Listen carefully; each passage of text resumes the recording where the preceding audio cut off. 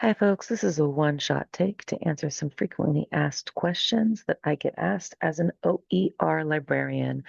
And this is a fun one. So often we hear the term pedagogy, and apologies, I will probably say pedagogy and pedagogy, as well as andragogy and andragogy, depending on how my language is feeling in the moment. So apologies for any mispronunciations. This is a one-shot take just to explain some concepts and how they relate to the world of open educational resources. As an OER librarian, I get asked these questions sometimes. So these are just some walkthrough informational videos to explain the concepts. So often one of the most confusing is how do we go from pedagogy to andragogy to heutagogy? And how does this relate to open educational resources? So this is really to walk folks through these concepts and explain how they relate to one another. So why do these distinctions even matter? Why can't we just say pedagogy and be done with it? Every course design, every instructional materials design answers questions, whether or not we make them consciously. The answers are shaped by motivation, access, and equity. And you might say, Rachel, why is an OER librarian talking about this? In the world of OER and in the world of libraries, we look at information behaviors. My master's is a master's in library and information science, meaning we actually look at how people engage with content, how people learn, the information behaviors in digital and physical environments. So, this is something that is built into the foundation of library principles, information science principles. And we really have to ask questions like who determines what will be learned? What are the power structures? What are the goals, objectives, and disciplinary standards? And how do they vary? Are they negotiated? Who chooses the learning pathway? Is there sequence, pacing, and approach that is prescribed, or is it left open to the learner? Who selects or creates the resources? Who determines how learning will be demonstrated, these assessments? And often these things are really also related to course design, student motivation, equity, and not just teaching styles. So, just some disclaimers up front. These are not fixed types of learners. Pedagogy, andragogy, and heutagogy all describe degrees of learner direction. They are not fixed categories. Sometimes they are interrelated or a Venn diagram. And some common misconceptions. The frameworks are often reduced to just age-based. They say pedagogy is K through 12, andragogy is for adults. And very few people even talk about heutagogy usually. But this is an oversimplification. Adults could be all three. Children could be all three. What matters is context, prior knowledge, and confidence in the material. So, a practical application in the world of OER, we often will have faculty members that are highly self directed, but they still need substantial direction in when it comes to learning management systems or data analysis. Some people occupy these different positions in a continuum, and others may be more in one of the three. So, from instructor directed to learner determination, here's kind of an example of how the three would sit separately. Pedagogy, an instructor always directs. Think of this as the most traditional, the most common, what we're used to. This is where an instructor is standing at the front of the room with direct goals, pathways, and resources and an assessment all built out for the learner. Then you have andragogy. This is where responsibility is shared. The learners get to contribute their experience and their choice, or they're starting to get some choice. Heutagogy is where the learner basically sets a lot of the goals, pathways, and resources. They're really taking agency and ownership over their learning. So these boundaries are very contextual. They are not absolute, and sometimes they may actually be more of a Venn diagram. So let's dive into them in a little bit more detail. Pedagogy is structured. Think of the most traditional kind of learning that we've done for the last 100 years or so.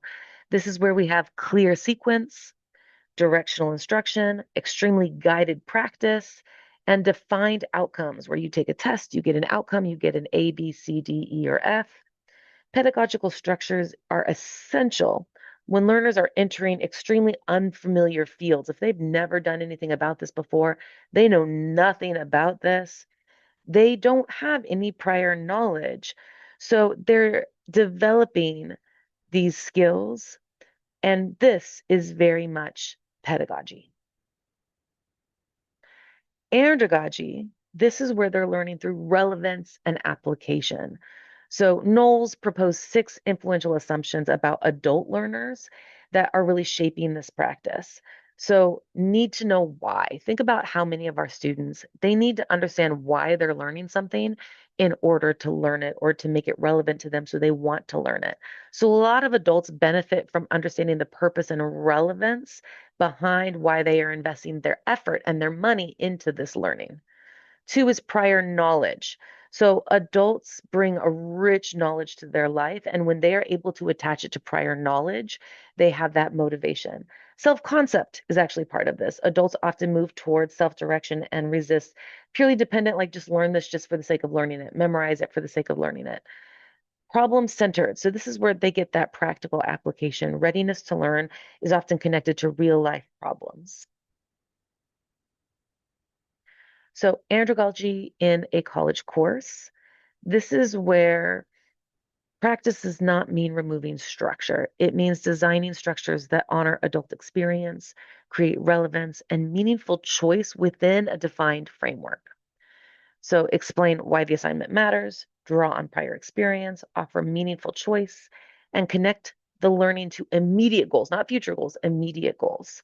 The educator is generally defining the course outcomes schedule. They're still doing major assessments and requirements, but it's shifting the texture, not necessarily the architecture of the course altogether. So, theory, assumptions, and frameworks from practice. So andragogy has been very influential, but it is also contested. There are scholars who say, Rachel, this is just pedagogy with a more fancy term. Why do we even need 2 different terms? Andragogy is literally a complex theory, and it's a set of assumptions. It's also a very widely used term in educational research, and adults vary widely. So the assumption is that it actually does not describe every adult. Self-direction is contextual, not a stable adult trait where every adult does this automatically. Studies have definitely operationalized andragogy in very inconsistent ways, and age alone does not mean one approach or the other. You may have a child who really needs more of an andragogical or pedagogical approach, and you may need adults that need a real strong pedagogical framework and approach. But what really remains valuable when we talk about these contexts is andragogy shifts the attention towards adult experience as a resource that can be used in the learning environments. It encourages problem centered and relevance driven design. It helps legitimize adult education as a distinct field, separate from just lecture pedagogy. And it provides practical heuristics for designing more responsive adult programs. And the critique has really been refined over the years to create useful practice. So, absolutely, there are lots of contests with this. You could have arguments and debates about this over a campfire. So, what is self directed learning, even? So, often you'll hear this another acronym, SDL. These are learners that are taking initiative to diagnose their own needs. They're setting their own goals. They're identifying their own resources. They're selecting strategies and they're evaluating progress, often within a defined course, meaning you're not just saying go find whatever textbook you want. You're saying, hey, here's 10 scholarly readings, pick 2 of them and apply this concept to them, right? SDL is not abandonment. You're not just abandoning the kids to do whatever they want or these young students to do whatever they want. It's more about structure and feedback and guidance. It is also not isolation. You're not saying, hey, learn by yourself. It's more saying, hey, how can we have mentors and peers and communities with expert input? It is always going to be very contextual. The same learner may have highly self directed for some and may need real strong support if it's extremely unfamiliar to them. As an OER librarian, I'm a faculty librarian. I work with my fellow faculty and I see all 3 of these, even within the same person on a regular basis. So we also really need to talk about the definition between self-regulation, self-direction, and self-determination, because these are 3 separate concepts that often get intermixed. So self-regulation, this is how students manage their time, their motivation, their attention, their behavior, cognitive strategies. within a given task or course structure? Can they actually sit and engage with the content or the lab? Self-directed is where they're taking initiative. They're planning it out. They're saying, hey, I want to do a lab on X, Y, and Z. They're identifying the resources and the things that they would need. They're evaluating their progress, often within instructor-defined outcomes. So you're still having that guide with the instructor. Self-determination is a lot more of that student authority over the goals, the pathway, the resources, the process, and the evidence, where the learners get to control a lot more of it. So a student can be highly self-regulated, manage their time effectively while completing prescribed assignments. It really is thinking about things in terms of self-determination and degrees of authority. So pedagogy, and this is the one that often people have never even heard of. It is an actual term that you can see in scholarly and peer-reviewed research. This is an extension of andragogy that goes beyond. It's giving learners greater responsibility, not just on how they learn, but for determining the fundamental shape of that learning. What are they learning? Learners get to identify and negotiate what they want to learn. Clearly, that wouldn't work if you're talking about a kindergartner or a kid in the K through 12 because they're going to pick something really specific. But in adult learning, in college learning, this can actually be highly effective. How do they learn best? Do they learn best in a debate style, in reading static texts? Do they actually need to put it in podcasts or do it in more of a project-based learning? They get to choose the strategies and the methods for how they learn. Which resources, and this is again where we're getting more towards how OER connects. Learners locate, evaluate, create, and remix materials together to consume knowledge or to create knowledge within instructor selected texts. And how to demonstrate that learning. This is assessments. Learners get to participate in determining what counts as evidence for their learning. So andragogy gives learners meaningful choice within a course. Pedagogy gives learners meaningful authority over the learning itself. So pedagogy does not mean teach yourself. So sometimes when I use the word pedagogy, teachers say, well, Rachel, you're just trying to eliminate teachers altogether. Absolutely not. That's not what this is. Pedagogy is frequently misread as abandoning the learner. And this is more about how do we coach, consult, create partners and become a resource and a designer while empowering the learner. It is not removing the instructor altogether. It's not giving students no structure. It's not expecting novices to just know all of the things. And it's not eliminating standards or disciplinary rigor. It's not abandoning them to struggle in isolation or treating autonomy as equivalent to success. What it does mean is saying, hey, I'm going to be your coach through this, supporting you and helping you problem solve. It's, hey, I am the expert in this. Consult me when you hit a pain point, or consult me when you're thinking about how you want to design your learning. It's being a critical partner and offering really iterative feedback or generative feedback. Being a resource means you know all of the content, but you're also helping them figure out how to create their own resources, but being a resource for them. And then designing supportive scaffolding while also encouraging self-determination. So the whole point of this is when you have autonomy, you're building competency within this framework. So competency and capability are also not the same thing. So pedagogy really emphasizes capability because professional and civic engagement is often going to be complex. They're going to have to take a concept that they learn and apply it in a different context.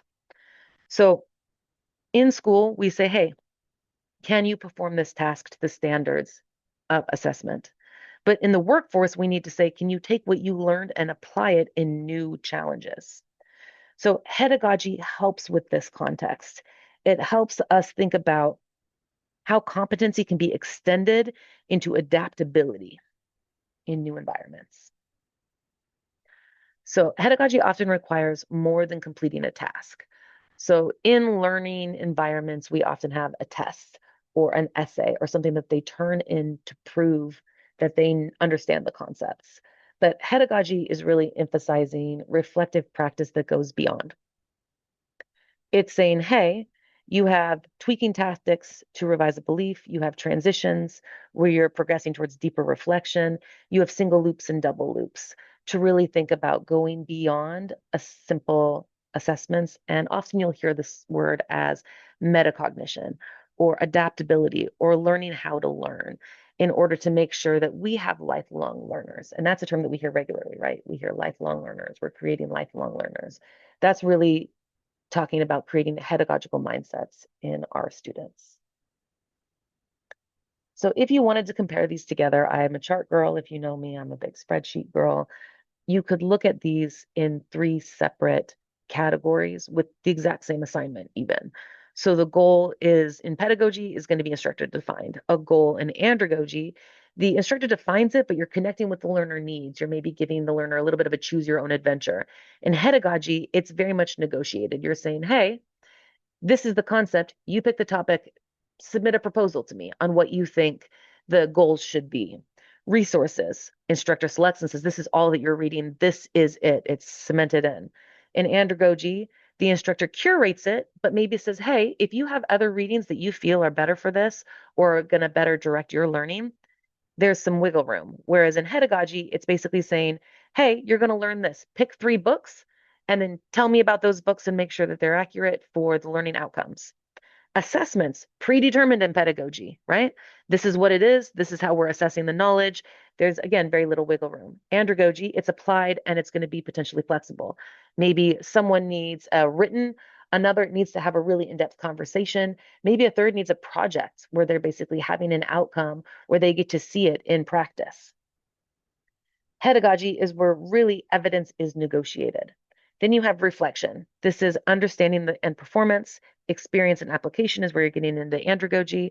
And heutagogy is a little bit more of that process, the assumption and the adaptability. Can you apply what you learn to a new environment? Then you have instructor roles. Again, in pedagogy, you're the expert, you're the director, you are the conductor, you are all things. In andragogy, you're a facilitator and a guide, but there's a lot more of that self-direction. And in pedagogy, you're really a coach and a consultant, but you're a lot more hands-off. So the same learner may need all three. And this is, I mentioned this earlier, I get to teach my fellow faculty about open educational resources all the time. If it's something that they've never even heard of before, they don't understand the concepts of copyright, Creative Commons licensing, attributions, they may need a lot of pedagogical context, which is basically where there's a lot of step-by-steps. If I'm teaching faculty a brand new software that's a little bit challenging to use, maybe like LibreText, then clearly they're going to need a pedagogical context. They're going to need a lot of what we call hand holding or one-on-one coaching to really make sure that they're understanding the initial steps. But then there's also andragogical context within that same person, even. They are subject experts already. They know their area better than I do when it comes to how to teach these very specific concepts.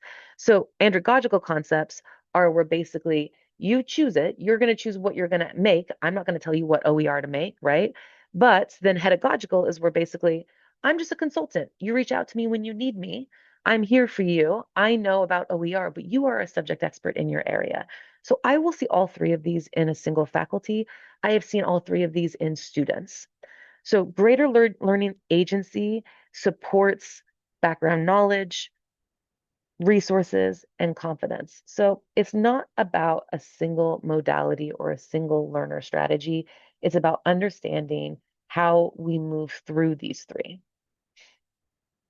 So related theories, often again, I hear people say, Rachel, hedagogy is not a real thing. It is a real thing. There's lots of theories on this. There's lots of scholarly research on this. It is often connected to transformative learning, self-regulated learning, self-determination theory, self-directed learning, open educational practices, which is again why you're hearing from the OER librarian, and experiential learning. So these are the connected theories to pedagogy. So OER is an access and permission foundation. I have entire other videos on the 5 Rs, but this is just a single thing to remind you that OER has retain, reuse, revise, remix, and redistribute. You can do so many fun things with OER and your students because it doesn't have the limits that copyrighted content has on it. So I first heard about pedagogy through open educational resources. OER can support meaningful choice and autonomy with students, which is directly connected to pedagogy and andragogical learning. So when instructors use OER and the 5 Rs, they can adapt to learner context, they can integrate multiple perspectives, they can remove costs and access delays, and they can create applied activities in a more flexible way.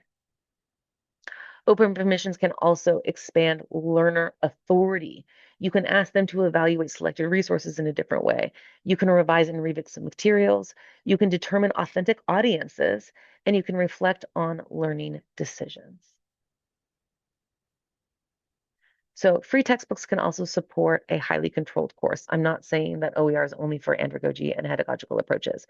It could absolutely be for a pedagogical approach. The instructor can still select an open textbook. Students can just read the selected textbook that you give them. They can have the goals and assessments remain fixed with the instructor.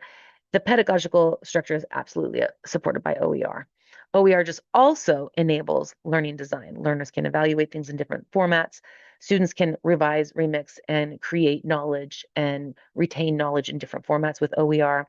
They can produce authentic audiences and have a lot more meaningful connection with the instructional materials when it is open content. So the difference is not that the resource is free. The difference is that who controls the learning and how it can be modified. So from disposable work to meaningful knowledge, this is the other thing that we hear regularly as we combine pedagogy, andragogy, heutagogy with OER specifically. Pedagogy is often disposable assignments. They do something, it's graded, they never look at it again, whether it's a test or an essay. They are doing it just for a grade and they're never doing it again. It's not renewable, right? So when you have something that's renewable or project based, that means that they can take what they learned and they can apply it, they can use it, they can come back to it. So OER, you could do this with helping them revise chapters. They could revise their own chapters. You could have them rewrite the chapter in their own learning. Creating a community resource. Often you can have all the students in a class work towards creating something new that then becomes something that gets built upon over and over and over again over the course of multiple semesters. I heard of a teacher that had the students interpreting the Iliad, where you had the original text, and then next to it, you had the students writing, and you had over the course of a couple years and the entire Iliad with student creation next to the original text, where you're creating a bigger final product than one person alone. You can also talk about designing open and licensed media. This is where you're taking assignments that become more pedagogical because you're getting them to have more authority over what they're doing, as well as you're creating something that's not just for a grade. So just always a disclaimer, just because something's open doesn't mean it has to be public. You should always make sure that your students have the opportunity to not have to participate in something that's public and keep something private. Absolutely. But OER can be open and easily published. So this is just a disclaimer. When we think about agency, we often have people who say, oh, well, Rachel, my stuff's really beautiful. It has UX and UI design. The interface is gorgeous. But when I dive into those resources, especially for commercials, sometimes they don't have great ADA and WCAG compliance, which is related to Title II. And they have a huge price tag associated with them. They are not affordable. They cannot be distributed. They don't have continued value. They can't be used after the course is over. A lot of commercial textbooks now, the main thing students do for the cheapest option is they rent it, a digital copy, only for the time of the semester, which means it does not have continued value. So really, can it be truly affordable and open is the foundation before you even get to things like design. So here's an example of how you could actually move an assignment from pedagogical all the way to heutagogical. So instructor provides the questions, sources, formats, all decisions are made before the students even begin. This is the most common. This is where you've set up everything and then you just run it. You're basically a course manager. They're burning through your content. They're doing assessments. Maybe they're even doing auto grading. This is where you're in a pedagogical version of the course. Andragogical is where students get to choose from problems. Maybe you say, hey, I've seen it as choose your own adventure a lot, where you say, you're going to choose from these. This is the student learning outcomes. You're going to choose from these readings. You're going to choose what kind of assessment you want to do, and you're going to connect it to your own professional goals. If you're going into STEM, you're going to write a paper that's STEM focused. If you're going into the humanities, you're going to write a humanities paper. The student learning outcomes stay the same, but you're giving students choice to basically connect it to their professional goals. Then you have a pedagogical version. This is where students get to identify the program. They're really negotiating their goals. They're locating and evaluating sources, but they're still getting that coaching from you. They could come to you and say, "Hey, I want to use this source," and it's just a super sketchy source. And you, as the subject expert, get to say, "That's not a legitimate source. You need to make sure that you're within these criteria for those sources." So you're still getting to guide them. So not every assignment can be pedagogical. Not every assignment can be pedagogical. But I have seen folks get stuck in a pedagogical frame set where basically they say, "Hey, every single person is going to turn in the exact same thing." And the challenge with that is, where is student choice? Where is student autonomy in that? How is it connecting to their professional goals? If you're having them all write the exact same paper or all take the exact same test, but they're not all going to go on and be English folks, how is that connecting to their broader learning? So, really, before we think about even increasing learner agency, which is a lot of what this is, we do need to ask, what decisions can learners meaningfully make with their current knowledge? What decisions really need to remain fixed because of either safety, accreditation, disciplinary standards? Do learners have enough prior knowledge to make informed choices? We're not trying to throw them in the deep end of the pool. And what kind of scaffolds, models, and check-ins can be made so that we can move towards andragogical and pedagogical mindsets while still making sure that our students have the scaffolding they need. And then we also have to think about access and equity. Are the materials affordable, accessible, and available on day one? And also, say they need to take a break. Can they come back to them and look at them later? If it's paid content, they do not have access to that content after the course closes. That means that they cannot review that content at a later date. Does it have continued value? Can students revise, remix, and create? Do they know that they have that ability? Are choices authentic, or are they only cosmetic?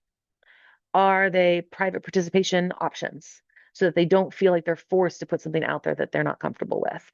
And does increased autonomy expand equity, or does it unintentionally increase hidden barriers? Because absolutely, we're not trying to create additional barriers for our students. So really, this is kind of a visual. This is the very first visual of the slide presentation as well. Pedagogy is very much teacher focused. You're learning from the teacher, you're sitting in a chair, the teacher is guiding everything. Andragogy is really, you're walking with a teacher down a path.